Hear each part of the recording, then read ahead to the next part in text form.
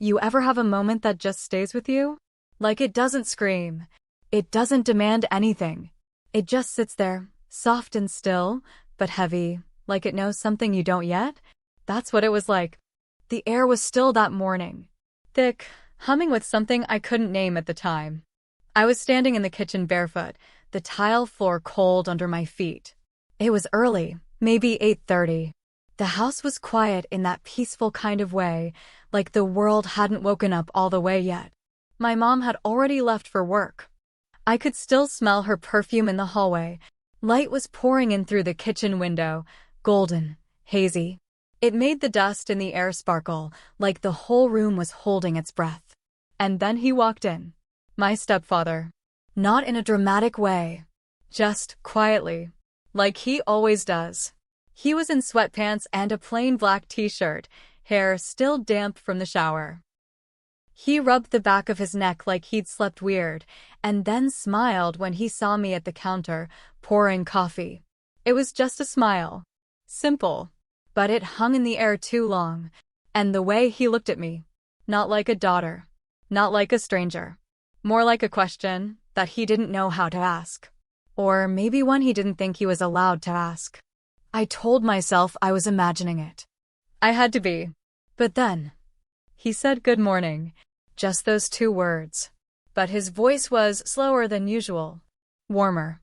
I said it back, pretending to be focused on the coffee, but my heart was beating too loud for me to hear anything else. I wasn't scared. That's what's strange about it.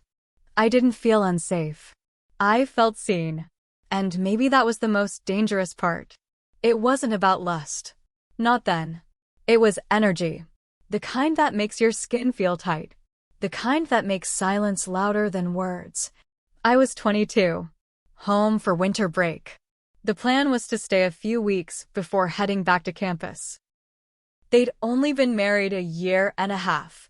My mom had met him during one of her volunteer shifts at the community center. She said he was stable, thoughtful, gentle. She wasn't wrong. He was all of those things. Maybe that's why I didn't see it coming. Or maybe I did. But I didn't want to. We sat at the kitchen table that morning. Me with my coffee, him with his orange juice, and that quiet, unreadable face he wore when he was lost in thought. He complimented the way I made the coffee. Said it reminded him of the kind his grandmother used to make. I laughed. Told him I didn't know coffee could be nostalgic.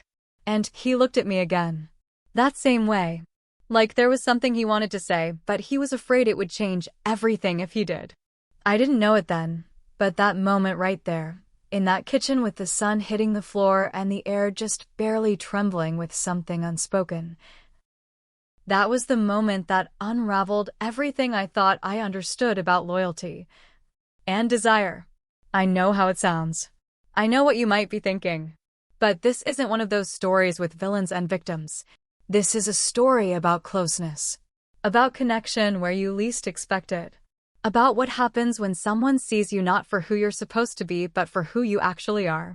So, if you've ever felt a tension you couldn't name, if you've ever been looked at like you mattered in a way that made your chest ache, stay, because I'm about to tell you everything. And if you're new here, go ahead and subscribe to Sheila Hart Tales. We tell the stories you only admit to yourself. The ones you never say out loud. It didn't happen all at once. That would have been too easy to explain. No, it happened slowly.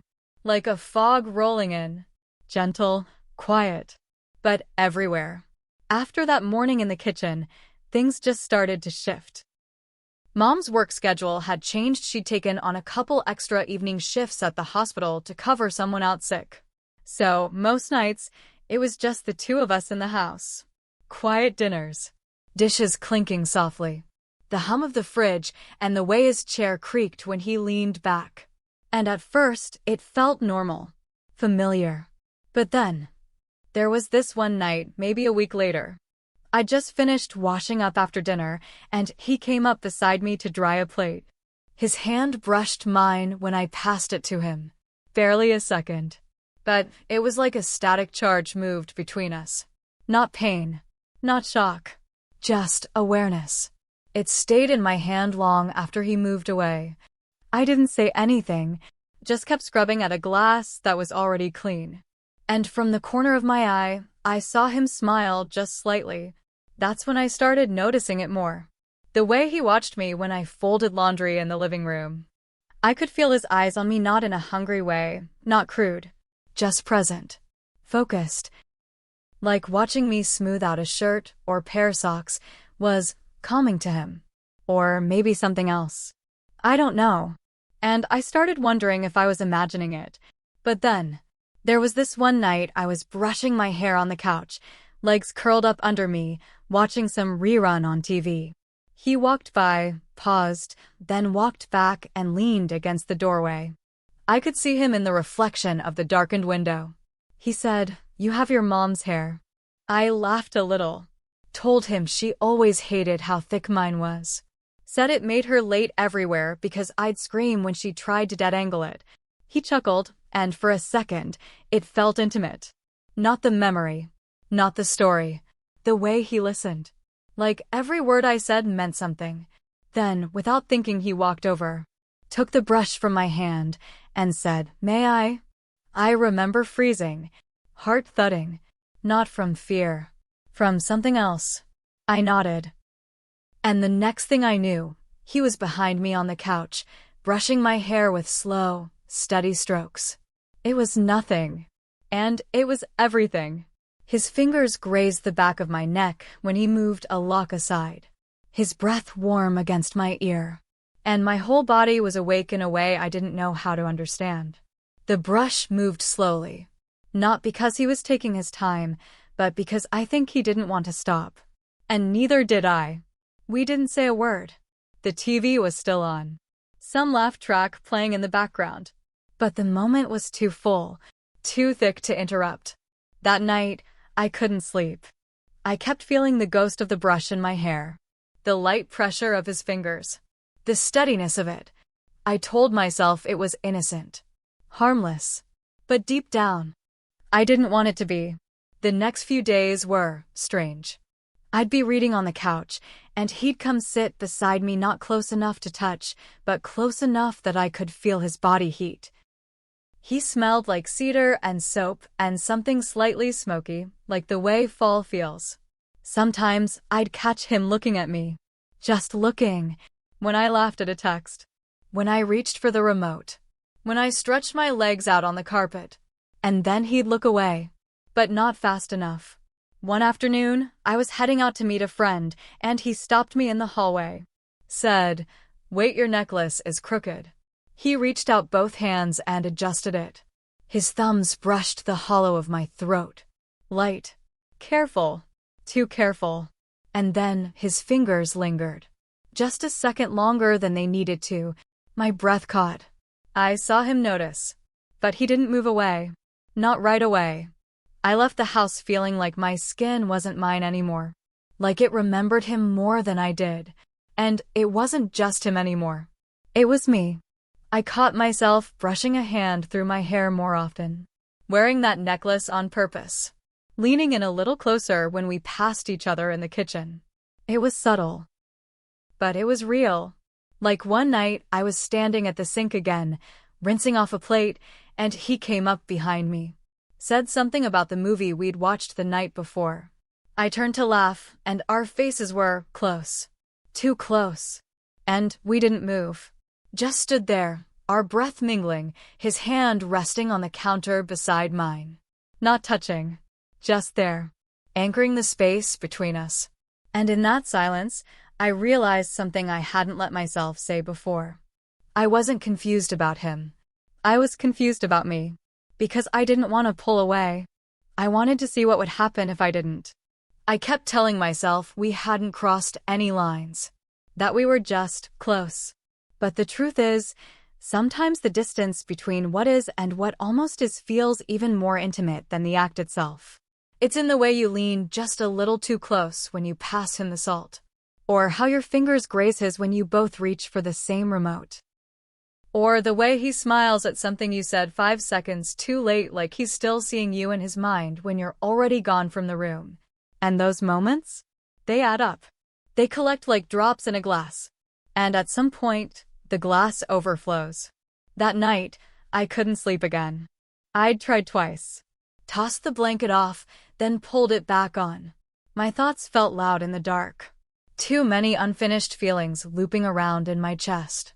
So I got up, tiptoed down the hall in my old sleep shirt, the one with the frayed collar and sleeves too long, and went into the kitchen.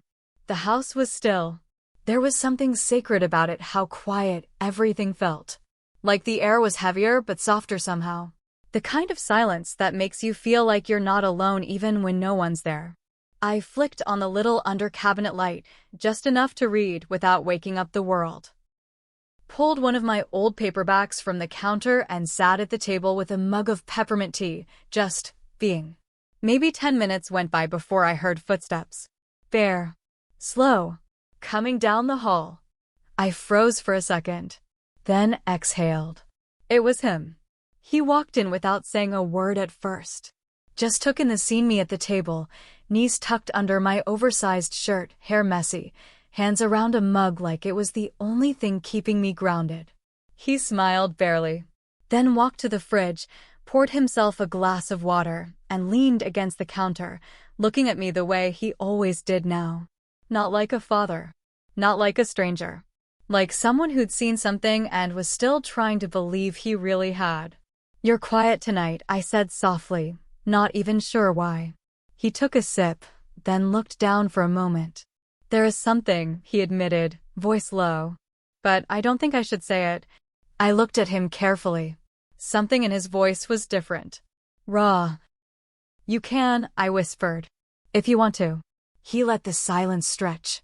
Then pulled out the chair across from me and sat down, hands wrapped around his glass like he was grounding himself too. "I was married once before," he said, almost like he was confessing it. "Brief. I don't talk about it because it didn't last long enough to leave a scar. Just a space." I didn't know what to say. So I said nothing, just looked at him, letting him fill the silence however he needed. "I think I was lonelier back then than I ever let myself admit," he continued. "Then I met your mom, and she brought order to my life. Safety. Peace." His eyes found mine. "But sometimes, peace can feel like distance. Like everything's fine, but you can't remember the last time anything felt close." I swallowed hard. That hit something in me I didn't expect. I looked down at my tea. My voice came out softer than I meant it to. "I feel like a guest here," I said. "Even when I'm home." He didn't interrupt. Just waited. I mean, I know I'm supposed to feel like this is where I belong. But sometimes, I catch myself walking quieter, like I don't want to take up too much space. I stay in my room more than I used to, and even when we're all together at dinner, I feel like I'm visiting someone else's family. My throat tightened. It's hard feeling like you don't belong anywhere. He reached across the table, slow and careful, and placed his hand gently over my wrist. Not forceful. Not dramatic. Just there. A touch for grounding. A touch that said, "I see you." His thumb brushed against the edge of my pulse. Not on purpose. Just naturally. Like he wasn't trying to comfort me, he already was. I couldn't look at him right away. I just stared at his hand on mine, small tremors starting in my chest. That warmth again, but different this time. It wasn't electric. It was real. He was quiet for a while, then said, "You know, you don't have to shrink here. You don't have to dim yourself to fit into the room." I looked up at him, and what I saw in his face wasn't desire. It was understanding. It was recognition. It was a man who had lived through the same silence I was describing. And I realized something that made my breath catch. Maybe I wasn't the only one who felt out of place. Maybe he was lonely too. Not the kind of lonely that's fixed by company. The kind of lonely that stays, even when the room is full. The kind that settles in your bones when you're doing everything right, but none of it feels real anymore. And suddenly I wasn't sure where the lines were. I didn't know if he was trying to say he cared. Or that he needed. Or that he saw me in a way that had nothing to do with age or roles or who was married to whom. But I knew I didn't want to move. His hand still rested over my wrist. And the warmth of it. It started to feel like the only honest thing in the room. And in that stillness, in that small quiet hour of the night where everything felt fragile and stripped bare, I felt the shift. Not just in him, but in me. Because this wasn't about right or wrong anymore. It was about real, about felt, about connection that had crept in slowly, silently, until it was everywhere. And I began to wonder if he felt that too, if he lay awake like I did, thinking about how close we'd come to something that scared us, because it didn't feel forbidden. It felt true. We sat there for a while quiet, his hand still resting lightly over my wrist, both of us pretending we weren't aware of how warm it felt, how real it was. The kitchen light cast soft shadows on the counter. The refrigerator hummed gently. It could have been any night, but something in the air said it wasn't. And then he pulled his hand back slowly, like he didn't want to, like the motion was heavier than it needed to be. He leaned back in the chair, exhaled, then rubbed his jaw like he was trying to hold something in, but failing. "I need to tell you something," he said, voice low. "Careful." My stomach tightened. Not in fear, but in that way it does when you know the next thing said is going to change everything. "I don't expect you to say anything back," he added, his eyes on the table instead of me. "And I'm not saying this to confuse you or ask for anything. But I can't keep pretending I haven't felt this." I didn't move. I didn't breathe. He glanced up at me then.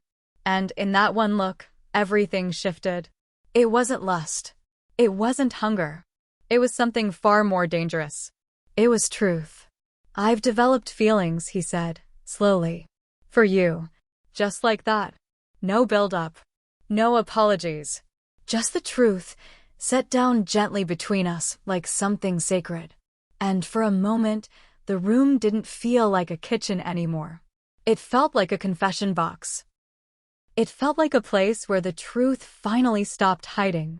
He kept going, even though my mouth couldn't find words yet. "I don't blame you," he said. "And I haven't acted on anything. I won't. That line matters to me. But I've carried this quiet storm inside for weeks now. And it's not about your body, it's not even physical, not really. He paused, searched the ceiling like he was reaching for something softer than what he was about to say. "It's how you see things. It's the way you listen. The way you slow down in a world that rushes past everything." I felt a small tremor run through me, because I'd never heard someone describe me like that before. Not as pretty, or smart, or fun, but seen. He took a shaky breath, eyes locked on mine now. "I haven't felt this kind of clarity in years," he whispered. "And it scares the hell out of me. Because it's not just a passing thought. It's been growing, quietly. In the way you refill your mother's tea without being asked. In the way you pause before speaking. In how you sit with your pain and don't try to hide it." I didn't know what to say. Not because I was shocked, but because part of me had known, felt it building. The moments, the energy, and still, hearing it aloud made my world tilt.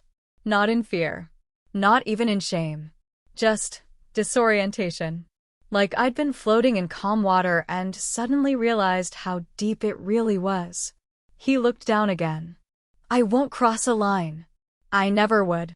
But if I don't say this, if I don't put it somewhere outside of my head, it'll eat at me." I felt my voice before I heard it. Soft. So soft. "Why me?" He blinked. Swallowed. Looked right at me. "Because you remind me who I used to be," he said. And for a second, everything in me just stilled. "You remind me of what it felt like to be awake, before I settled into this autopilot version of myself. You ask questions no one asks. You care about things without pretending not to. And when you laugh," he smiled, barely. "When you laugh, it feels like sunlight on a day I forgot was cloudy." I looked away. Not because I was uncomfortable, but because something in my chest had cracked open. Not in pain. In understanding. I didn't feel seduced. I didn't feel manipulated. I felt chosen. Not as a prize, but as a mirror. As someone who made him remember he was still alive. "I'm sorry," he said after a long pause. "I know this complicates everything, I'm not asking for anything to change. I just couldn't keep pretending this wasn't real.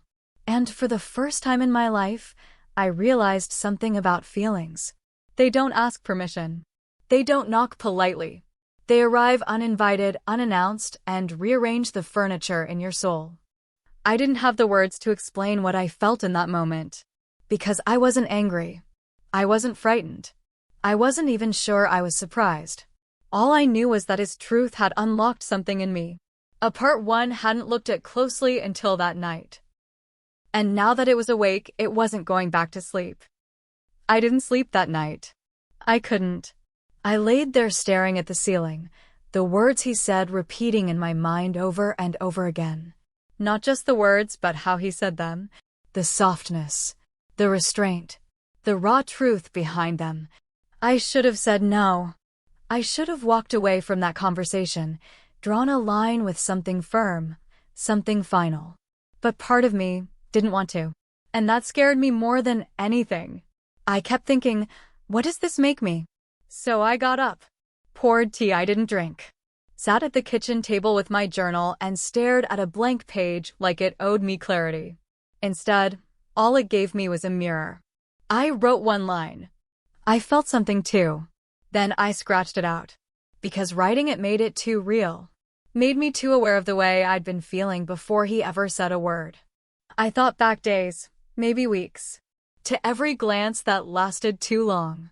Every time our hands brushed and neither of us pulled away fast enough. Every quiet moment when I found myself watching him, not with suspicion, but curiosity. I remembered the way he watched me fold laundry like it mattered. The way he handed me a towel once, and his fingers grazed my wrist like an apology and a question all in one. The way he brushed a loose strand of hair behind my ear one afternoon while I read on the couch, and how my breath caught without warning. And slowly, painfully, I realized something. I had liked it. All of it. Not because it was forbidden, but because it was tender, present, real. He saw me. Not like a stepdaughter. Not like some blurred line he was desperate to cross. He saw me as a woman. Not an object. Not an idea. A woman. And it had been so long since I'd felt that. I remembered my last boyfriend, how he'd scroll through his phone while I talked. How I'd cry, and he'd call me dramatic. How he made me feel like too much and never enough, all at once. This man, the stepfather who wasn't mine by blood or by bond, he listened. He paused. He noticed. He never called me crazy, even in silence. So where did that leave me? With guilt. Deep, slow-moving guilt that sat heavy in my chest, like a weight I couldn't push off. I thought of my mother. Her laugh. The way she looked at him like he'd saved her life. I thought of all the dinners we had at that table, 3 people pretending we were a normal little family. And I hated myself for wondering if maybe, just maybe, he looked at me like he was the one being saved. Was it wrong to feel seen? Was it betrayal to want to feel chosen, even if nothing had happened? I didn't know. I just knew that something inside me had cracked open, and there was no going back to who I was before. I paced the hallway, barefoot, thinking maybe movement would help. Maybe if I walked enough, I could outrun this feeling. But it stayed. With every step. I kept hearing that question in my mind. What if I liked it too much? What if I let myself fall into this softness, this attention, this dangerous kind of care? What if it changed me? What if I never came back from it? There's something about being noticed after a long drought. It doesn't feel like rain. It feels like rescue. And that's what terrified me the most. Not that he felt something. Not that I might have felt it too. But that I wanted to. That some part of me was thirsty for that connection, hungry for it. That maybe, just maybe, this wasn't about him at all. Maybe it was about me. About a girl who hadn't been touched by genuine tenderness in so long that even a whisper of it could rearrange her entire world. So I stood at the window that night, watching the quiet street, arms wrapped around myself, and whispered the one thing I didn't want to admit to anyone else. I don't know who I am in this anymore.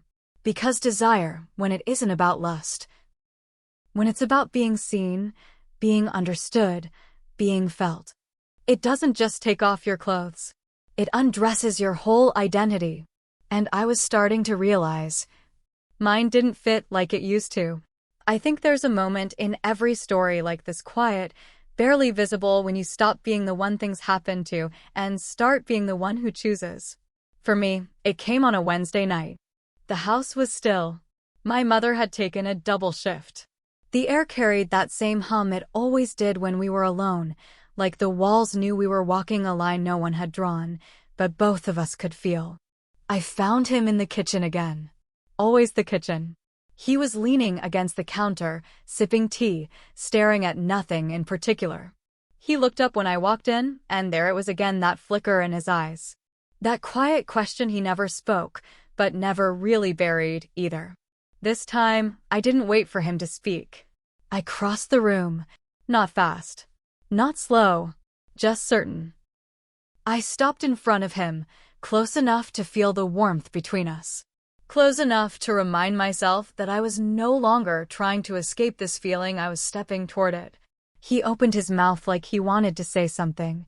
Apologize maybe. Pull back. But I didn't let him. I met his eyes and said the words I never thought I'd speak. This isn't just your secret anymore. It's mine too. His breath caught. Not loud. But I heard it.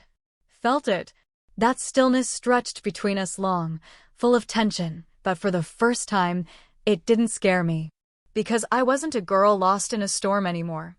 I was standing in the center of it, dry, calm, and choosing to stay. He searched my face like he needed permission to believe me. So I gave it to him. I've thought about you too, I said quietly. And not just recently. His eyes closed for a second, like he'd been waiting years for someone to see him and not turn away. I kept going. It's not confusion, I told him. Not anymore. I know what this is. Or at least, I know what it isn't. I wasn't here because I felt weak. I wasn't reacting to loneliness or anger or revenge. I was here because something in me had woken up. And when I looked at him, I didn't see my stepfather anymore. I saw a man who listened, a man who held space for me, who touched nothing but made me feel everything. So I said it plain, soft, but with no hesitation. I don't know what this means, but I want to see where it goes. His hand reached out, but stopped halfway, like he was still afraid to cross that invisible line. So I did it for him. I placed my hand in his. That was the moment. The turning point. Not some dramatic kiss. Not fireworks or shattered morals. Just fingers touching, both of us steady. Both of us shaking a little, but neither of us running anymore. Because I wasn't his secret. And he wasn't my mistake. We were two people who had stumbled into something we didn't ask for, didn't plan, but couldn't deny. And for the first time since this all began, I felt honest. Not innocent. Not pure. But honest. This wasn't happening to me. This was mine. And I was ready to carry it. It was late morning when I found the note, tucked inside the book I'd left on the kitchen table, folded, simple, no flourish. Just his handwriting, neat and slightly slanted. Be home by 8. I want to show you something. No questions. Just trust me. My breath caught when I read it. Not because I didn't know what it meant, but because I did. Not in specifics. But in the ache that bloomed in my chest the moment I saw my name written in his script. That entire day unraveled in a way I can barely describe. I couldn't concentrate on anything. Not on the pages of my book. Not on the laundry I tried folding. Not even on the soft hum of music I usually let fill the quiet. Everything slowed. Every second stretched out like it had weight. Like it was dragging itself towards something it knew I couldn't rush. I kept glancing at the clock. I must have checked it 50 times. 2:18. 2:42. 3:07. I tried not to wonder what he was doing, whether he was feeling the same pull. Whether he was checking the clock too. But of course I did. By the time 5 o'clock rolled around, the sky had shifted. That storm the forecast warned about had finally started to roll in clouds, dark, low, pressing down against the glass windows like they were trying to eavesdrop on what was coming. I took my time getting ready. Every part of me felt electric charged, humming. I moved slowly, almost reverently. My fingertips lingered on the soft fabric of the dress I chose. Not flashy. Not obvious. Just something that felt like me, the version of me he saw before I ever dared to believe she existed. I looked in the mirror for longer than I meant to, not to check if I looked good, but to remember who I was and who I was becoming. And when I finally made my way down the hallway, every step felt like its own promise. The house was different. The light had shifted warmer, lower. Candlelight flickered softly along the walls, and the scent of something sweet and unfamiliar hung in the air. Vanilla, maybe. A little musk. There was soft jazz playing something old, something you don't dance to so much as exist with. And there he was, not waiting like he was about to do something forbidden, but standing in the middle of it like he meant it, like he'd made a space for us that didn't borrow from anyone else's story. He looked up when I entered, slow, calm, but his eyes were anything but. I could see it, the storm in him, matching the one behind the windows, waiting to break. He didn't speak. And he didn't have to, because whatever this was, we were past needing words to explain it. The room didn't feel like a living room anymore. It felt like something sacred, suspended in time, alive with the promise of something. Something neither of us could name yet. Just, trust me, he wrote. And standing there, in that flickering half-light, I realized. I did. More than I ever had. More than I should have. More than was safe. But it didn't matter. Because trust doesn't ask for permission. It just waits to be answered. And I had already stepped across the line. He didn't say a word when I entered. He just looked at me, like he'd been waiting for that moment longer than I could understand. And then he took my hand. Not hurried, not desperate, just gently, intentionally, like my hand had always been meant for his, and I let him. His palm was warm, steady. Mine felt cold in comparison, like I hadn't realized I'd been holding myself so tightly until he touched me. He led me across the room, past the soft glow of the fireplace, past the low jazz notes curling like smoke through the air. And he pulled out the chair for me at the small table he'd set near the window, 2 glasses, a bottle already opened, one single candle between us flickering like it knew we were on the edge of something sacred. He poured slowly, the clink of glass, the scent of something rich and red. When I looked up, he was already watching me, not with hunger, with something softer, something I hadn't seen on a man's face in a long, long time. Care. I took a sip. My lips grazed the rim of the glass, but my eyes never left his. And when I set it down, when I leaned just slightly closer, he paused. A heartbeat maybe too, but I felt it. His hand hovered near mine again. His breath held. And then, quietly, almost painfully, "You can still say no." And just as quietly, without hesitation, "I don't want to." The words didn't feel like a fall. They felt like a release. Like I'd been holding onto the edge of something for too long and finally let go. He reached for me again. Only this time slower. His fingers brushed the side of my face, first tucked a loose piece of hair behind my ear. My eyes fluttered shut, just for a second, at the warmth of it. When I opened them again, he was still watching me. Still waiting. Not pushing. Not pulling. Just there. I leaned into him. It was subtle. Barely more than a breath between us. But it was enough. He let his hand rest at the small of my back, grounding me in a way I hadn't realized I needed. And I let my fingers trail up his jaw, where the evening stubble had started to show. Rough, warm, real. Our foreheads touched. That's all. Just our foreheads. But I swear, it felt like my entire world shifted. I could feel his heartbeat through his shirt. I could feel my own pulse in my ears. And for a long moment, nothing happened. But everything changed, because it wasn't about what came next. It was about this. The quiet, the knowing, the weight of every moment that led us here.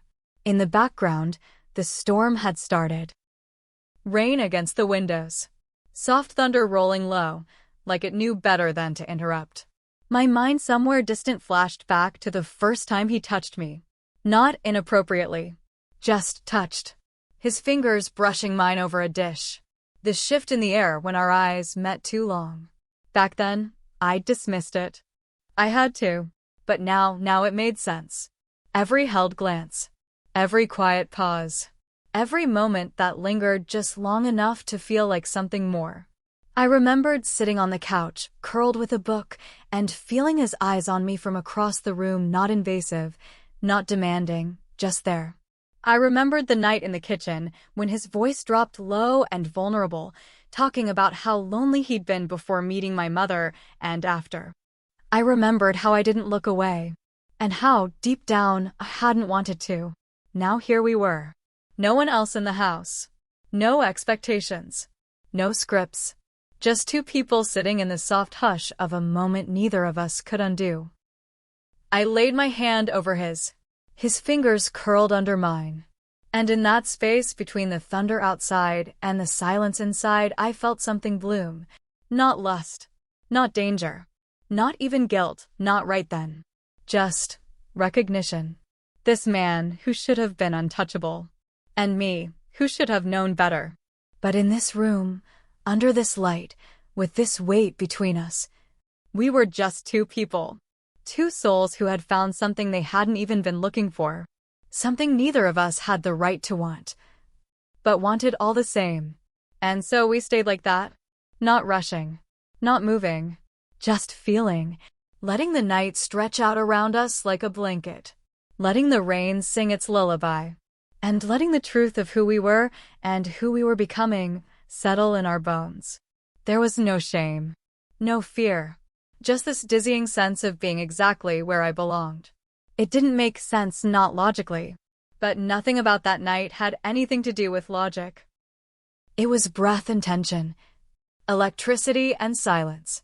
Rain tapping against the window like a metronome counting down the seconds we had been holding back. He was still holding my hand. Still watching me. And I felt it, how careful he was being. How deeply he was reading every expression on my face. Every blink, every breath. His thumb traced small circles along my wrist, like he was memorizing the rhythm of my pulse. And I leaned in. My heart pounded in my throat. But I wasn't scared. I felt alive. Like every nerve had been asleep for years and was only now waking up. His other hand came up slowly, hovered near my face again, like he was asking permission without words. And when I didn't pull away, he touched me. Just his palm along my cheek, his thumb brushing the corner of my mouth. And I let my lips part just slightly because the feeling, God, the feeling was like velvet against flame. A warmth that didn't burn. It awakened. I leaned into the touch like I was starved for it. Maybe I was. And then, in a voice so low I almost didn't hear it, he asked, "Are you sure?" It wasn't pressure. It was reverence. And I looked at him, eyes wide, chest rising, and whispered, "I've never been more sure." That was the moment everything shifted. Not because of what happened next, but because of how it felt. We didn't rush. There was no urgency. No hungry chaos. It was slow. Intentional. A kind of moving together that felt more like a ceremony than anything else. He held my gaze. Even when his hands moved to my back, even when he pulled me closer, even when the inches between us disappeared. He didn't look away. And neither did I. Our foreheads pressed together. Our breathing fell into sync. And all I could think was, this is what it feels like to be chosen. Not just looked at, but truly seen. The world outside faded, the rain, the thunder, the candlelight flickering. All of it became background to this. This moment. This man. This impossible closeness. His lips brushed mine, not a kiss. Just a question. And mine answered, trembling, eager. We didn't need words after that. We just moved like we already knew each other's rhythms. His breath against my neck. My fingers in his hair. The sound of my own gasp as his hands found the small of my back again, firm, grounding. There was nothing loud about it. No chaos. Only the music of breath, the low hum of the storm, the whisper of skin meeting skin beneath layers of time and hesitation finally stripped away. I felt the weight of him, not just his body, but his presence. Like he was anchoring me to something I hadn't even realized I needed. It was like standing still in the center of a hurricane and realizing you were the eye of it. Calm. Held. Safe. He murmured things I won't repeat, not because they were obscene, but because they were mine. Soft truths. Wishes. Words I'd never heard spoken to me, not like that. And I answered not with explanations, but with how I moved into him. With how I didn't flinch. With how I gave myself without apology or shame. Because it didn't feel wrong. It felt inevitable. Every moment before had led to this one. Every glance. Every almost touch. Every sleepless night wondering why I couldn't shake the feeling that something between us had been building. Now I knew. It had always been leading here. To the moment where he looked into my eyes as if I were something sacred. To the moment my breath caught in my throat and I whispered his name, not because I wanted something, but because I was already full. Full of him. Full of this strange, forbidden, beautiful new truth. When it ended, if it could even be called an ending, we didn't speak. We just stayed there. Breathing. Held. And in that quiet, I felt a shift in me. A line had been crossed. Yes. But it didn't feel like destruction. It felt like discovery. Like something inside me had finally been claimed. By me. By him. By whatever this was that we couldn't name yet. But didn't need to. Not tonight. He kissed my shoulder and said, "Thank you. More than you know." And I knew he meant every word. Not out of habit. Not out of performance. But from something deep inside him, something that had been locked away for a long time. We stayed there, barely moving. Just the sound of the rain outside, and the quiet hum of candlelight flickering against the walls. His arms stayed around me, firm and trembling all at once. And I rested my head against his chest, listening to the rhythm of his heart like it was telling me everything we were too overwhelmed to say out loud. He didn't try to fill the silence. Didn't rush to define what had just happened. And I was grateful for that. Because, for once, I didn't want answers. I just wanted to feel. He cried. Not all at once. Not with noise or explanation. Just these slow, quiet tears that I could feel as his breath changed shallower, tighter, then softening again. It wasn't guilt. I could feel that. It wasn't shame. It was release. Like something heavy had finally been laid down after years of carrying it in silence. I didn't say anything. I just reached up and touched his cheek, letting him know he didn't have to explain. I was here. Still here. And inside me, something unexpected happened. I didn't feel torn anymore. I didn't feel like I'd crossed some unholy threshold and become someone I wouldn't recognize. I felt settled. Like the noise in my head had finally quieted. Like all the questions that used to keep me up at night about who I was, what I wanted, why I always felt like I was standing just outside of my own life had melted into something softer. Something clearer.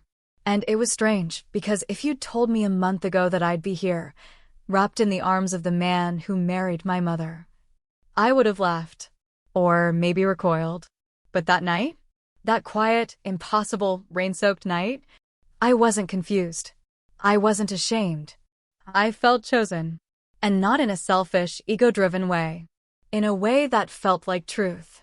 Like this wasn't about betrayal. It was about seeing. Being seen. And choosing to stop pretending that we hadn't felt it all along. We didn't talk about what came next. Not about my mom. Not about the house.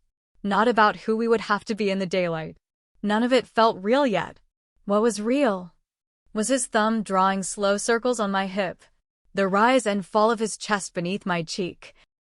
The way he whispered not to start a conversation, but because he just needed the words to live somewhere outside his body. Whatever this becomes, thank you for not turning away. And I heard myself think. I wouldn't go back if I could. Not to the quiet tension. Not to second guess. Not to the person I was before that first morning in the kitchen when the light hit the tiles just right, and his gaze made me feel like maybe, just maybe, I wasn't invisible after all. Everything had changed. Everything. And yet, in that moment, as we lay tangled in candlelight and the scent of something we hadn't named yet, I didn't feel lost. I felt home. And maybe it wouldn't last. Maybe the world would crash in the morning, and everything we built in silence would be torn apart by the noise of judgment and consequence. But tonight? Tonight was just ours. And for the first time in a long time, I didn't feel like I was borrowing someone else's life. I felt like I was living mine. Have you ever crossed a line and realized it was the first time you felt like yourself? I ask myself that sometimes, not to excuse it, not to justify anything, but because when something reaches into the core of you past the roles, past the rules, past the expectations, you can't unfeel it. You can't unknow the version of yourself that got uncovered in that moment. It wasn't about seduction. It wasn't even about the secret. It was about being seen. Completely. Without apology. Without hiding. And feeling, maybe for the first time, like you mattered. Not for who you were supposed to be, but for who you actually were when no one else was looking. The moment we shared. It didn't come with promises. It came with breath. With heartbeat. With truth that had been held back for too long. And it wasn't pretty. Desire rarely is when it shows up in a place it's not supposed to exist. But it was honest. And that kind of honesty, the kind that leaves a mark, not on your skin but on your soul, it doesn't go away. It becomes part of you. Like a scar that doesn't ache, but hums quietly beneath everything else. Sometimes I wonder if he thinks about that night the way I do. Not with regret. Not even with longing. But with understanding. That we stepped outside of everything we knew. Because we couldn't live in silence anymore. And maybe that makes us selfish. Or maybe that just makes us human. Because the truth is, some things can't be explained. Only felt. And once they're felt, they can't be forgotten. Not tucked away. Not erased. Not undone. They live in the quiet glances. The subtle smiles. The way your hand lingers on a coffee mug and suddenly you're back in a moment no one else even knew existed.